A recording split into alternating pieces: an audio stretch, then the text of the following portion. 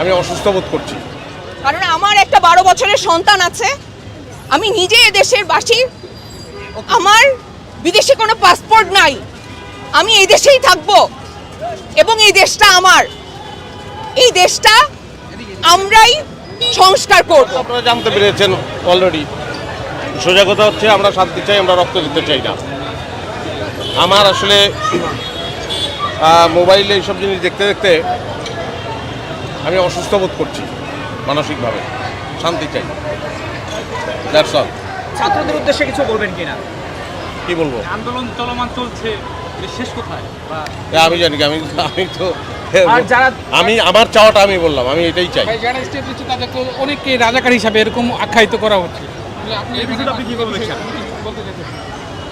না, আমিও তো অনেককেই অনেক কিছু বলতে পারি, হ্যাঁ, কিন্তু ব্যাপার হচ্ছে যে সেগুলো তো সিদ্ধ হতে হবে, সেগুলো তো প্রমাণিত হওয়ার ব্যাপার, তাই না? এই বলতে পারি না আমরা, মানে কোনো প্রমাণিত সত্য আমার হাতে না থাকলে। দাবি আরও অনেক দিন চলে, তাহলে আমরাও সেখানেই পার্টিসিপেট করব। এখানে পার্টিসিপেশন হবে না এমন কিন্তু না।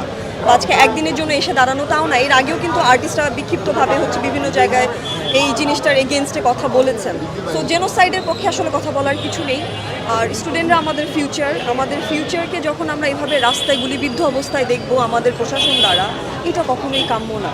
সো আমি বিশ্বাস করি যে এই দুর্দিনের একটা সমাধান হবে, কিন্তু সেটা খুব দ্রুত হোক, এইভাবে আর রক্তক্ষরণ না হোক, এটাই এক্সপেক্টেড। জামাত শিবির বা তৃতীয় শক্তিকেও তাকে গুলি করা হয়েছে। আমরা গণমাধ্যমে দেখলাম যে তাকে সরাসরি পুলিশ গুলি করেছে, এই বিষয়টা কি বলবেন? এ বিষয়ে আপনার কি মনে হয়? আমি আপনার মতামত জানতে চাই। আপনি তো জনগণ, আপনি জনগণ, আপনার কি মনে হয়? দেখেছি যে পুলিশ গুলি করেছে। তার মানে আমিও সেটাই দেখেছি, সেম জিনিস আমিও দেখেছি। এখন আমি আসলে সঠিক সমাধানটার অপেক্ষায় আছি। সো আমি এটা নিয়ে কোনো কমেন্ট এই জন্যই করতে চাই না, কারণ যেটা চোখে দেখেছি সেটাকে অবিশ্বাস্য যদি মনে হয়, তাহলে আমাকে আসলে আরও পরিষ্কার হতে হবে কি আসলে ঘটেছিল। যা দেখানো হচ্ছে সেটা সত্য না, যা বলা হচ্ছে সেটা সত্য। তো খাস করে আমি এখানে কোনো মতামত করতে চাই না, কিন্তু আপনি যেটা দেখেছেন আমিও সেটাই দেখেছি।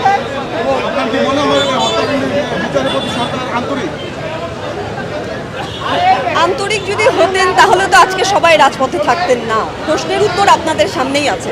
আন্তরিকতার ঘাটতি আছে বলেই তো আজকে এই অবস্থা, এতদিনের এই ম্যাসাকারটা হওয়া। সো সব কিছু মিলে যদি আরেকটু আগে আন্তরিকতা প্রকাশ করতেন বা আরেকটু যদি বুঝে শুনে সিদ্ধান্ত নিতেন, আমার ধারণা এত জেনোসাইড হতো না, এত রক্তপাত। আমি মনে করি আরেকটু এই জায়গায় আসলে বিষয়টা নিয়ে ভাবতাম।